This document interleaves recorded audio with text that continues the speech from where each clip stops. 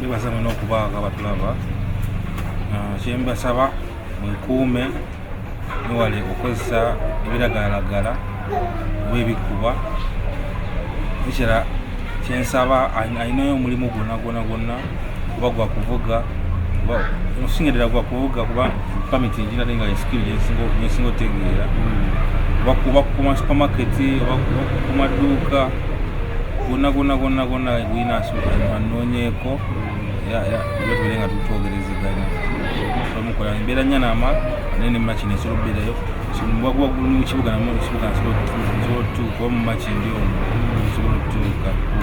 Namba yange eri 0752-722-741. Nkwaniriza gwe wenna atulaba ajosinzidde mu bitundu ebyenjawulo.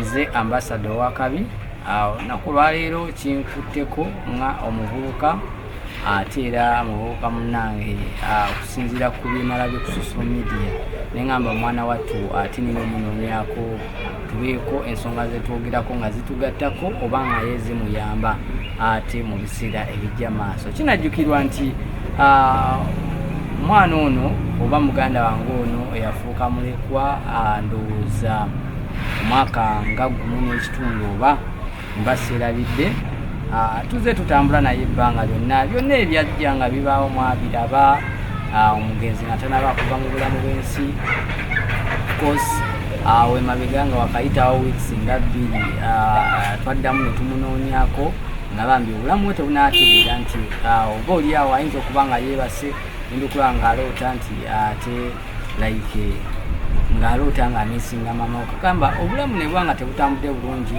ne babaako abamu abalinga bamubeerako ebiseera ebyo ne batugamba bamutwalakoko mu ddwaliro agira akyawumuleko eyo abasawo bagire nga ate bakyamutereeza naye akabanga kabadde kayise tubadde tuludde okuba nga tetuwuliziganye naye kati embeera gyetumulabyeko ku social media tulabye nga simuŋŋamu. Omukulu Fred ogamba otya? Ndi bulungi kozidde eno gye tukusanze ono watata wange era wakamuyembeera kubanga twasemba okuwulira wali obeerangako eri ewamama gye twakusanga nga eri ewaka amakaga eri obujuuko Kampala ng'otera kujjako lumu na lumu wali namukwano gwo era otera okutambulanga naye era twali tuli awo netugamba nti ate otukubyemu ne katyuni mu mbeera bwetyo naye tuzeemu okulaba nga ate waliwo embeera etatambula bulungi. Embeera gyasite nina nti ndi idle sirina mulimu era nga nsaba yenna alina omulimu kuba nze nina pamiti nsobola okuvuga emmotoka nsobola n'okukola emirimu emirala gonna sinza wontadde nsobola okukola era nga nnoonya mulimu era njagala kukola munawo wontadde. Ogambye mulimu gonna naye emabegako nabiwulira mbu omukulu luyo wa pakalasiti yali akwadde omulimu olwaba mushifisi oba wali okolanga kiro kyekyabaawo wudde tebakusobozesa oba kyenzo kyakolera zali drugs addicted drugs nenfuna psychosis bantwala mu ddwaliro nemisi enaku nga sikola omulimu gwalina okuggwawo era baddamu ne bagumpa era nenziramu nenkola mistake era era nensmokinga mangoba. Kati sawa zino kiki weetaaga because ogambye nti buli kimu okisobola as long as muba bakuwadde kati wateredde tonaba kutereera natereera bamaze ebbanga ddene nga ndi wabweru w'eddwaliro kati maze emyezi ngenda kati myezi 6 emyezi nina ngimaze sikola. Kati sawa zino omuntu singa bakuzizaayo ku mulimu oba akufunidde omulimu osobola okukola emmotoka osobola ogivuga osobola okukola ng'ogyeko ogw'emmotoka mulala mulimu kigo osobola okukola security oba security ekirala emirimu kale simanyi mulimu kigo guli pakati emirimu gyaba undergraduates giba gya mikono so mulimu gwonna gw'emikono guteekako engalo gusobola n'omulimu gy'okuntuma nti ontumi wano ntumi wali nabyo nsobola okukola. So awo nno kizaamu amaanyi nti kati watereera aba kati mu kuvaayo mu ddwaliro tebagamba nti ogenda kuba nga omala akabanga obwe kati okomewo tube nga ate tulaba oba watereera ddala oba kikyasobola okukomawo. Era zere bankuba empiso benzodiazepam baginkuba buli mwezi okunzikakkanya n'okuyizza mu mbeera baginkuba buli mwezi empiso musawo.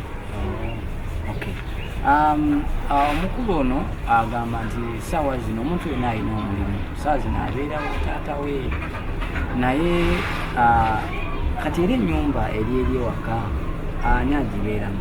Ennyumba nagiteekamu keyateeka agirabirira kikuuma. Awo ogeza n'omuwulizaako? Ngendayo olumu wensobodde mufya transport nga ngendayo nenjikeberako ndaba kyaliko. Ndowooza mukitegedde bangi abamu batalina n'ogamba nti yenna ennyumba eyo embeera omwana gy'alimu alabika agitunda, embeera omwana gy'alimu takyalina kaayina kake, naye akugambye ennyumba gy'eri mulimu agirabirira era agezaako n'amuwuliza. Bambi gwe wenna ali eyo oba olaba vidiyo eno nga osobola okuba nga okwatako muvubuka munaffe ono kubanga agambye nti asobola okukola omulimu negwanga guli bweru nogwanga guli bweru nani kubeeko ekyeyo nankolerako ettaka omwaka omulamba osobola okuba ekyeyo. By the way nga tuzeekera emabega nzijukira waliwo abamu ku abo mwebyo ebiseera ngaera manyi akyaliwo era baali baagala okutwala ettaka nzijukira kyekyabaawo kubanga baali bagambye nti kasooke bakole ki balabe embeera nga wenaatambula. Saabawulirako baali baana nawulira mbu simaala abala kutwala ttaka eryekolo akasaliza bakazaako okusomako kali katya kisana kafunye n'omukyala okuzapozalinga okusoma tutandika mu January mama Paul yansubiza ka scholarship ejabanyambako school fees. Olina kosi gyogenda okubanga osoma? Ye yangambe kunzira mu senior 5 mu senior 5 mu senior 6 ezimali mpasonga graduate course. So mu mbeera eyo buyambi ki obulala buwandiitaaze ebyendya akasente saa zino okubaako kyogula nda oba ngoye ebintu ntube bityo byo biri bitya? Yangoye mama wange zandikira zenkyalina ebyokulya muzeeyi wange mbeera ne muzeeyi n'omukyalo wakafumbira so binde susisiriwa bine just bya idleness is very bad. Kiyinza n'okunzizayo mabega gye nnava ekitegeera naye nga nsaba omuntu yenna nasobola okunyamba okunzija mbu idle anyampeko kipesho nensobola okukola nomama empa emitwalo ebiri olunaku nampaku mukitundu olunaku nsobola okukola. Abantu abamu beeraliikiridde olw'ebigambo ebingi ebimu ku ebyo like bibadde oyogera like bisinza okutambulira nnyo ku social media nebituusa n'okutwisa abantu abamu baali bakulabireko abamu like abandi badde bagamba nti omwana oba twandikuteko mu mbeera bwekisobola okubanga kikadde mu mbeera yogamba nga balaba nti tekikkirizika balaba kwegamba ebintu byakyukira ddala. Omuntu ayinza okutuukira okwagala okuyamba ayinza kukola ati namba yange kweri osobola okunkubirako bona bweza kukamusa ku WhatsApp namba yange 0752 722 741 0752 722 741 ku WhatsApp kuli WhatsApp kwene osobola okuza kukamusa ku WhatsApp.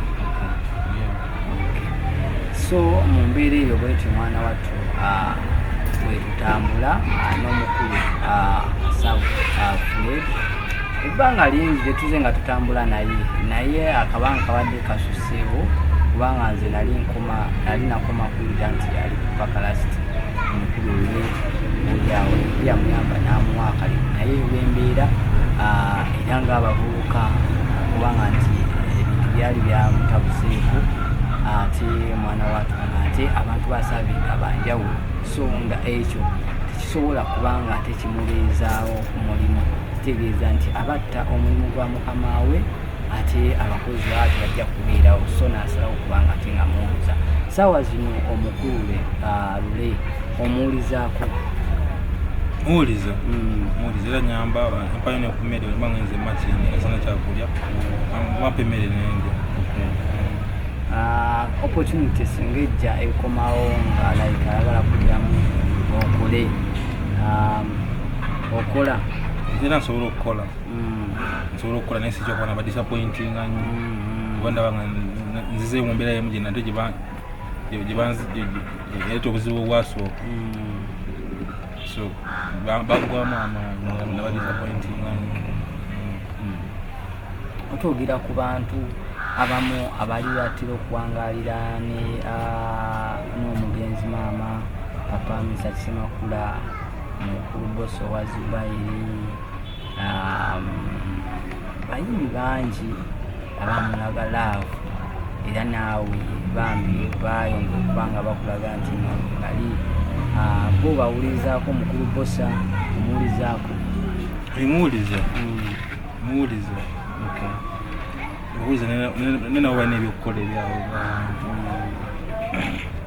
balina famire zaabwe ezokulabirira ate nga si bebanzaala sibanzaala so bawuliza naye tumanyi nabo kyakunkolera. Ate papa Mr. Kisemakula naye kyekimu oli omukubira ku kasimu simukubira twogera tunyume mba ngenze webanyayiriza saawa zino ekikulu kyalina oyagala mulimu owa aido tususeeko kubanga nti era bongera okubanga ate bwandikizaayo eri kyava nti ekitegeeza nti omuntu wabeera nyo aido kikusindikiza okukola ebintu ebimu ngaebyo ebyokola like ebyokusmokinga ngaebyo drugs ngezi ez'enjawulo. Era idleness nti an idle mind is the devil's workshop. Omuntu nga nze na history addiction nganze okubera idle bampita mu kizibu nnyo okubeera webiragalalagala other omuntu nga ali occupied watu birowooza kuba bize ku mulimu gwe ntuna kikusumbula. So embeera bwetyo bweri abantu abasawa zino baana batu ensonga eno nkulu nnyo saagala ate muveeyo mugambe nti nno mbu ate tubadde tetumanyi mbu ate ensonga tetwazitegeera bulungi ensonga ze zino musegeera omuvubuka ono w'omwana ono muvubuka munnaffe yeetaaga sapooti gye muli manyi waliwo abantu betuba nabo nga bagamba nti nzani gonkozesa nti saagala kukola nze njagala kuba byange musegedde omuntu ayise mu mbeera enyigirizibwa ey'enjawulo wabanga muvubuka kizibu nnyo osanga omuvubuka ng'ono asobola okwekubamu emabega n'agamba nti yes nange kyonna ekiba kisomose mukama katonda nti kinyambe kuba kinkwasizeeko sobola okuba nga ate mwana watu asobola okuba nga mbunyuka embeera eno musegeera because maama wono tiyali mukyala mubi tiyali muntu mulungi eri abantu nga ffe ate naye abadde si mubi simadde sinamuwulirako nti muntu wangalo nti bamubbi biki ebyo kati ebyo ebintu katonda wabanga kyatuyambye nti bikyaliwo kati ng'asabye sapooti yammwe abalina obusobozi namusobola omuwa omulimu musobola omuwa ekyokukola musegedde musobola okutuulaawo ne mumugamba nti kino kyekigenda okugattako mwana wattu tukwaniriza omuntu ono enamba y'essimu agibawadde musegedde so tusaba Kasavu Fred bambi ayambibweko asobola okuba nga mwana wattu naye obulamu buddamu bweyagala nga abantu abalala beyagala musegedde so mu mbeera eyo ebigambo ebimu ng'ebyo like mbibagamba nti teri n'omu ateetaaga munne ineva nno olunaku lwali lwokedde ku makya noyamba Kasavu Fred omwana gw'olizaala oba muzzukulu ate Fred yayinza okuba nga ate maaso eyo mwana wattu yakedde ku makya n'amukwatako kitegedde ng'agamba jjajjawo yanyamba taatawo maamawo nange alina we yankwatira nange mu kaseera kano nze ndiwo so nange kankole ki kambiko kyenyamba oba oli awo embeera esookuba nga ate eitambula ddala bulungi nnyo. Omuvubuka ono nga omulaba ayogedde nti engoye z'alina zeezo z'alina nga maama we akyaliwo oba ze yamuleka nazo talina osegedde. So embeera ng'engoye gyebali abantu abalina engoye osegedde osobola okujja n'omuwa engoye n'asobola okuba ng'alabikako bulungi. Agambye nti n'omulimu gw'obeera soogenda nakuba ekyeyo kubanga era agenzekewe ettaka enaakola osegedde. So abantu ng'abo webanga gye bali tutera obbalaba eyo ku mitimbagano egy'enjawulo osegedde nga mugamba nti tulina emirimu egindi naye tusaba at least mubeeko kye mukolawo ku mwana ono asobola okuba nga ate eno embeera gikola ki because teri n'omu ayagala kubeera mu mbeera embi. Of course omu ayagala kubeera ng'atambula mu mbeera eyeyagaza osegedde. Ate omuntu waviirayo n'agamba nti njagala kubeera kino osegedde nga ekitegeeza waatuuse alaba nga ddala kimususeeko osegedde. Ate watuuka okugamba nti nno embeera eno etuuse bweti at least Mukama Katonda singa ayamba n'agikyusa n'agitwala mu bulamu osegedde embeera esobola nga ate etambula ddala bulungi nnyo. Omukulu Kasavu Fred kati oli ayinza okwebuuza ennyumba eyo lwaki togipangisa oba omuntu n'aba nga like noba ng'ofunamu akasente. Ennyumba eri wala okuva ku kkubo mpanga kizibu omufuna omuntu asobola obbeerayo munda ddala oba kubujukukuta mu tawuni oba ka distance kakandi wala nnyo okuva ku kkubo kati ofuna omuntu apangiseeyo kizibu. So obugambo oba oliawo obulinga obukomekereza ate mwana watu twandiyagadde obumu ku obwo Kasavu Fred abiiko bwagamba eri abatulaba osegere embeera gye mumulabamu emwe temulaba nti naali mu mbeera nti yakubanga nti ayagala kuba nga agibeeramu mwana watu naye ayagala kuba nga agivuma. Balabi ba GMTV bebaza mwena okubaaga abatulaba. Kyembasaba mwekuume niwale okukozesa ebiragalalagala oba ebikuba. Ekira kyensaba ayinayo omulimu gwonna kuba gwa kuvuga osingerera gwa kuvuga kuba pamiti njina tenga skill yesinga otegeera oba kuma supermarket oba kuma duuka gonna gwina anoonyeeko tubeere nga tutwogerezeganya omukola embeera nyanama naye nemakino esobola okubeerayo mu kibuga nsobola otuuka oba mu maki ndi omwo osobola otuuka. Namba yange eri 0752 722 741. Tuyanza oyo n'abadde mu Kasavu Fred onono nga mutabani w'omugenzi Munyagu ate awuliza omwaka nga 11 ng'avudde mu bulamu bw'ensi. So buli kimu munange kikyuka mu mbeera bwetyo. So omukulu ono naye tayagala kubeera mu mbeera bwetyo naye nga tusabye yenna alabye obubaka buno tusaba gy'oveeyo ogyubeeko kyogattako ku tafaali kubanga ono omwana alimu ebiti bibiri. Maama we yali muyimbi yali muzanyi wa katemba. So kati mu mbeera eyo kati abantu abo bonna yasanyusanga abantu ba bulijjo, yasanyusanga abantu ab'ebitiibwa, abantu abafaanagana batya. So yonna gy'ovudde gy'osinzidde osobola okujja mwana wattu ate n'obaako ettafaali ly'ogattako ku muganda waffe nze ambassador wakabi life unfiltered UG kw'obeera ate ensonga zino kubanga tezitambulira ddala bulungi nnyo.